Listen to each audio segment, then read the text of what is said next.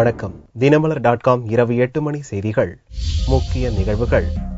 ராஜ்யசபா தேர்தலில் எந்த கட்சிக்கும் ஆதரவு இல்லை. பாமக முடிவால் திமுக அதிர்ச்சி. காங்கிரஸ் முடிவே வெற்றி வாய்ப்பை நிர்ணயிக்கும். உத்தரகாண்ட் வெள்ளத்தில் 14,000 பேர் மாயம். 200க்கும் மேற்பட்ட சடலங்கள் கண்டெடுப்பு. பலி எண்ணிக்கை திடுக்கிட வைக்கும் என்று மீட்பு படையினர் தகவல். NLCயின் 5% பங்குகள் விற்பனை. மத்திய அமைச்சரவை குழு ஒப்புதல். விரிவான செய்திகள். ராஜ்யசபா தேர்தலில் எந்த கட்சிக்கும் ஆதரவு அளிப்பதில்லை என்று பாமக செயற்குழு அறிவித்துள்ளது. தமிழகத்திலிருந்து 6 ராஜ்யசபா எம்பிக்களை தேர்ந்தெடுப்பதற்கான தேர்தல் களம் சூடு பிடித்துள்ளது. அதிமுக சார்பில் 4 பேர், அதிமுக ஆதரவுடன் இந்திய கம்யூனிஸ்ட் என்ற 5 வேட்பாளர்களின் வெற்றி உறுதியாகியுள்ளது. 6வது வேட்பாளராக திமுகவின் கனிமொழி, தேமுதிகவின் இளங்கோவன் ஆகியோரிடையே கடும் போட்டி நிலவுகிறது. கனிமொழிக்கு மனிதநேய மக்கள் கட்சி, புதிய தமிழகம் கட்சி ஆதரவு தெரிவித்துள்ளன. காங்கிரஸ் கட்சியில் நிலைப்பாட்டில் சஸ்பென்ஸ் நீடிக்கிறது. இந்நிலையில் பாமகவின் செயற்குழு மற்றும் பொதுக்குழு சென்னையில் நடந்தது. கட்சியின் நிறுவனர் ராமதாஸ் உடல்நலக் குறைவால் இக்கூட்டத்தில் பங்கேற்கவில்லை. இளைஞரணி தலைவர் அன்புமணி ராமதாஸ் கூட்டத்திற்கு தலைமை வகித்தார். இக்கூட்டத்தில் ராஜ்யசபா தேர்தலை புறக்கணிப்பதாக தீர்மானம் நிறைவேற்றப்பட்டது. திமுக தரப்பில் ஆதரவு கோரிய போதும் எந்த கட்சியையும் ஆதரிக்கப் போவதில்லை என்று பாமக இளைஞரணி தலைவர் அன்புமணி தெரிவித்தார். பாட்டாளி மக்கள் கட்சி மாநில செயற்குழுவில் முடிவெடுத்து இந்த தேர்தலை நாங்கள் புறக்கணிப்போம் என்று முடிவெடுத்திருக்கின்றோம். யாருக்கும் ஆதரவு அளிக்க மாட்டோம் என்று நாங்கள் முடிவெடுத்திருக்கின்றோம். பாமகவிற்கு 3 MLAக்கள் உள்ளனர். இதில் காடுவெட்டி குரு சிறையில் உள்ளார். தற்போதைய நிலவரப்படி காங்கிரஸ் கட்சியின் 5 MLAக்களின் ஆதரவு யாருக்கு கிடைக்கிறது என்பதை பொறுத்து வெற்றி தோல்வி நிர்ணயிக்கப்பட உள்ளது. தேமுதிகவுக்கு காங்கிரஸ் ஆதரவு அளித்தாலும் அக்கட்சிக்கு 27 MLAக்கள் ஓட்டுகளே கிடைக்கும். தேமுதிகவின் அதிருப்தி MLAக்கள் 7 பேரின் ஓட்டுகள் அக்கட்சிக்கு கிடைக்காது. திமுகவுக்கும் 27 ஓட்டுகள் உறுதியாகியுள்ளது. 23 MLAக்களை கொண்ட திமுகவுக்கு மனிதநேய மக்கள் கட்சி மற்றும் புதிய தமிழகம் கட்சியின் தலா 2 MLAக்கள் ஆதரவு தெரிவித்துள்ளனர். இதனால் கனிமொழி மற்றும் இளங்கோவனிடையே இழுபறி நிலை ஏற்பட்டுள்ளது. உத்தரகாண்ட் வெள்ளத்தில் சிக்கி பலியான 40க்கும் மேற்பட்டவர்களின் சடலங்கள் ஹரித்வார் கங்கை நதியிலிருந்து வெள்ளியன்று மீட்கப்பட்டன. வெள்ளத்தில் சிக்கிய 14,000 பேர் மாயமாகி இருப்பதும் 50,000 பேர் உதவிக்காக காத்திருப்பதும் தெரிய வந்துள்ளது. உத்தரகாண்ட் மாநிலத்தில் பெய்த பேய் மழையால் புனித ஸ்தலங்கள் அதிகமுள்ள ருத்ரபிரயாக், உத்தர்காசி, சாமோலி மாவட்டங்களில் வெள்ளம் பெருக்கெடுத்து ஓடுகிறது. வெள்ளத்தில் சிக்கி இறந்த 40க்கும் மேற்பட்டவர்களின் சடலங்களை புனித நகரான ஹரித்வாரில் வெள்ளியன்று மீட்பு படையினர் மீட்டதன் மூலம் பலி எண்ணிக்கை 200ஐ கடந்துள்ளது. 14,000 பேர் வெள்ளத்தில் சிக்கி மாயமாகி இருப்பதாக அதிர்ச்சி தகவல் வெளியாகியுள்ளன. இதனால் பலி எண்ணிக்கை பல ஆயிரமாக உயரக்கூடும். நிலச்சரிவால் சாலைகள் துண்டிக்கப்பட்டதாலும் வெள்ளம் சூழ்ந்த நிலையிலும் உயிருக்காக போராடிக் கொண்டிருந்த 33,000 பேர் மீட்கப்பட்டுள்ளதாக மத்திய அரசு அறிவித்துள்ளது. ஆனாலும் பொதுமக்கள், பக்தர்கள் 50,000 பேர் மாநிலம் முழுவதும் தவிக்கின்றனர். 34,000 इवैक्यूएट किए हैं अभी तक पर्सन्स. अभी भी वहाँ 49,000 50,000 के लोग हैं वहाँ पर.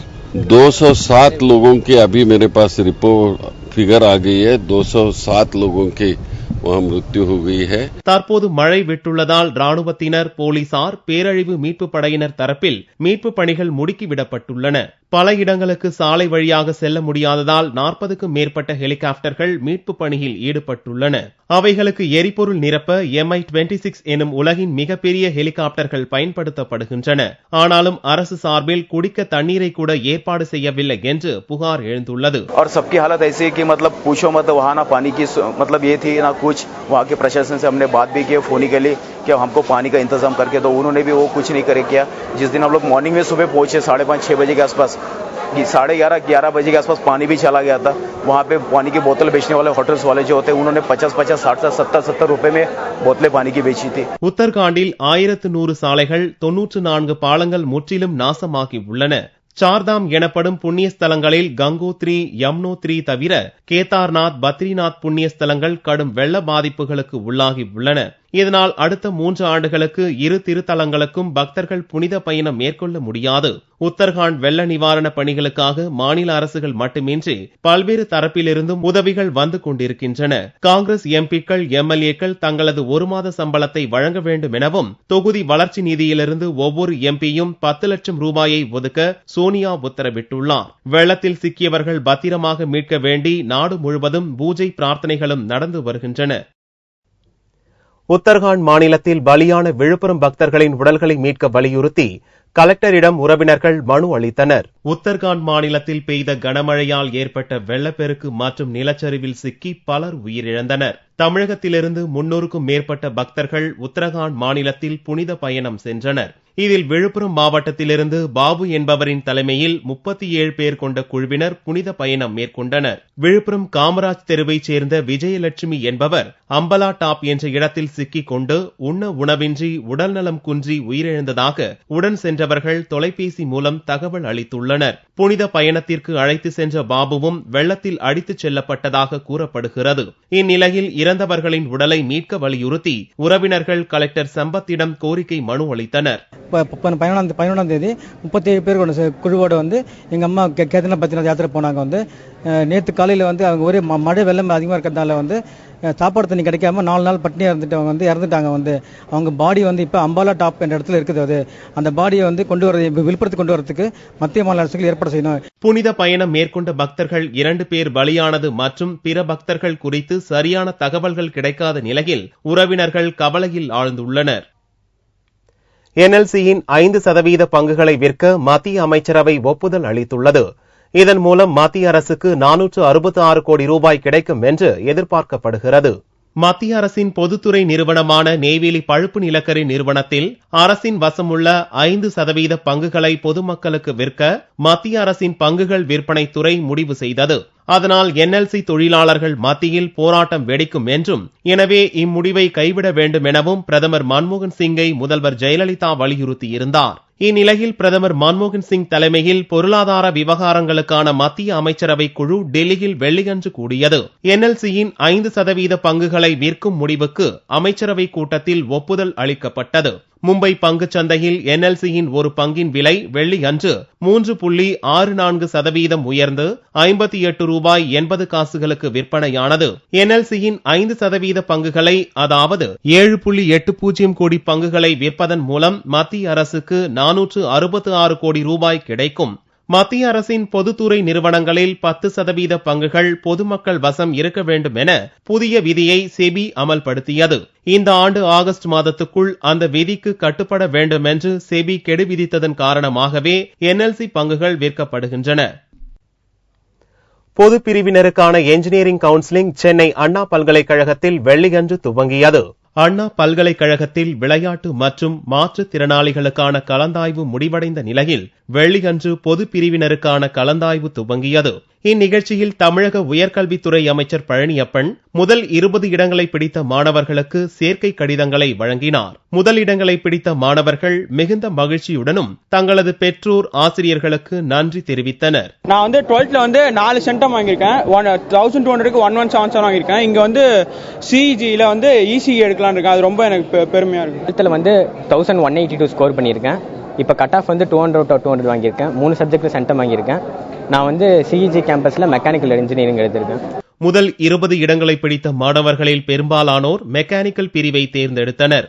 தினசரி 5000 மாணவர்கள் கலந்தாய்வுக்கு அழைக்கப்பட்டுள்ளனர். SMS தகவல்களும் அனுப்பி வைக்கப்படுகின்றன. பொறியியல் கல்லூரிகளின் மாணவர்கள் தேர்ச்சி பட்டியலை இணையதளத்தில் அண்ணா பல்கலைக்கழகம் வெளியிட்டுள்ளது. ஆனால் கல்லூரிகளின் தரவரிசை பட்டியல் வெளியாகாததால் மாணவர்கள் மத்தியில் இது தொடர்பான குழப்பம் நீடிக்கிறது. ஆகஸ்ட் முதல் வாரத்தில் பொறியியல் கல்லூரிகளில் 1ஆம் ஆண்டு வகுப்புகள் துவங்குகின்றன. மொத்தம் 534 கல்லூரிகளில் உள்ள 1,93,998 இடங்களுக்கு 1,76,975 தகுதியுள்ள விண்ணப்பங்கள் பெறப்பட்டுள்ளன. திமுக பேச்சாளர் கூட்டத்தில் மனித வெடிகுண்டாக மாறுவேன் என்று பேசிய மகளிர் அணி அமைப்பாளர் கார்ல் மார்க்ஸை சென்னை போலீசார் தஞ்சையில் கைது செய்தனர். திமுக மாநில மகளிர் தொண்டரணி அமைப்பாளரான கார்ல் மார்க்ஸ் கட்சியின் பல்வேறு கூட்டங்களில் மேலிட பேச்சாளராகவும் கலந்து கொள்கிறார். கடந்த மாதம் 17ஆம் தேதி சென்னையில் நடந்த திமுக பேச்சாளர் கூட்டத்தில் காரல் மார்க்ஸ் கலந்து கொண்டார். அப்போது பேசிய அவர் தமிழக அரசின் செயல்பாடுகள் மீது அதிருப்தி தெரிவித்ததோடு மனித வெடிகுண்டாக மாறப்போவதாகவும் ஆவேசமாக கூறினார். இது தொடர்பாக வக்கீல் செல்வராஜ் என்பவர் நீதிமன்றத்தில் வழக்கு தொடர்ந்தார். இதைத் தொடர்ந்து நீதிமன்ற உத்தரவுப்படி தேனாம்பேட்டை போலீசார் வழக்கு பதிவு செய்து தஞ்சையில் உள்ள காரல் மார்க்ஸ் வீட்டிற்கு வந்து அவரை கைது செய்தனர். தகாத வார்த்தைகளால் பேசுதல், மிரட்டல் விடுதல் ஆகிய பிரிவுகளில் காரல் மார்க்ஸ் கைது செய்யப்பட்டார். பின்னர் அவரை போலீசார் தஞ்சையிலிருந்து சென்னைக்கு அழைத்து வந்தனர். மகாராஷ்டிர மாநிலத்தில் அடுக்குமாடி கட்டடம் இடிந்து விழுந்ததில் 4 குழந்தைகள் உள்ளிட்ட 10 பேர் பரிதாபமாக பலியாயினர். மகாராஷ்டிர மாநிலம் தானே மாவட்டம் மும்ப்ரா பகுதியில் சகுந்தலா என்னும் கட்டடம் உள்ளது. இக்கட்டடத்தில் வசிப்பவர்கள் வெள்ளிக்கிழமை அதிகாலை 2 மணி அளவில் அயர்ந்து தூங்கிக் கொண்டிருந்த சமயத்தில் திடீரென கட்டடம் இடிந்து விழுந்தது. தகவல் அறிந்ததும் தீயணைப்புத் துறையினர் மற்றும் போலீசார் விரைந்து வந்து மீட்பு பணியில் ஈடுபட்டனர். 4 குழந்தைகள் உட்பட 10 பேர் உடல் நசுங்கி பரிதாபமாக இறந்தனர். இறந்த குழந்தைகளில் பிறந்து 2 மாதமே ஆன பச்சிளங்குழந்தையும் அடக்கம். இடிபாடுகளில் இருந்து பலத்த காயத்துடன் மீட்கப்பட்ட 14 பேர் தானே நகரில் உள்ள வெவ்வேறு மருத்துவமனைகளில் சேர்க்கப்பட்டுள்ளனர். கட்டடத்தின் இடிபாடுகளில் மேலும் பலர் சிக்கி இருப்பதாக கூறப்படுவதால் மீட்பு பணிகள் துரித கதியில் நடந்து வருகின்றன. இதனால் பலி எண்ணிக்கை மேலும் உயரக்கூடும் என்று அஞ்சப்படுகிறது.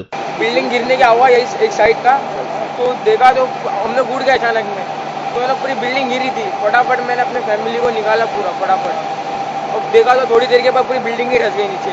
धीरे धीरे करके बिल्डिंग पूरी धंसते जा रही थी. बिल्डिंग में नौ खोली थी. उसमें एक रूम में 10 जन थे, कोई रूम में 9 जन थे, कोई रूम में 5 जन थे, कोई रूम में 4 जन थे. हम लोग तो कम से कम 35 साल हो गया. यह अभी पहली बार हुआ था. தானே மாவட்டம் ஷில்பட்டா பகுதியில் கடந்த ஏப்ரல் 4ஆம் தேதி அனுமதியின்றி கட்டப்பட்ட 7 மாடி கட்டடம் இடிந்து விழுந்து 74 பேர் பலியாயினர் என்பது குறிப்பிடத்தக்கது.